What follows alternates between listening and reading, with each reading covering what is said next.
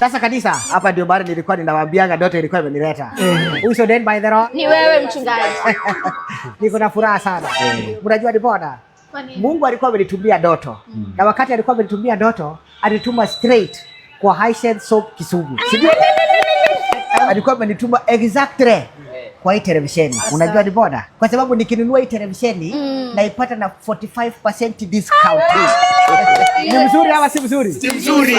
On top of that, unapata chance ya kuenda diani for a vacation.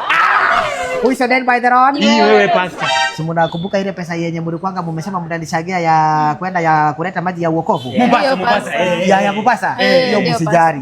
Mtaichannel kwa hii ili tununue TV. Amina.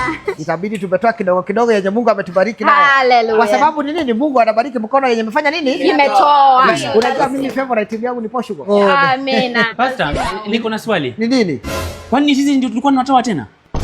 Ni nani huyo ilikuwa inafaa natoa kama si nyinyi? Ambapo mimi nilikuja kwa kanisa nikakwambia mimi niko na shida. Mimi time nilikuja munichangie pesa ya kulipa rent, uliniambia utaniombea Mungu atanitendea. Kwani wewe mbona sasa wewe usijiombee sasa? Wewe Dugurazi? Ndio pastor. Siko na masikio kama wengine? Niko nayo. Are you breathing normal? Na breathe. Si unaona? Naona. Unaongea? Ndio pastor. Hiyo ni pepo ya restless. God Mari ya restless na hii ni pepo baya. Ishindwe kabisa. Na tunakemea katika jina lake. Kanisa we stand by the road. Ni wewe pastor. Hebu toeni huyo pepo hii.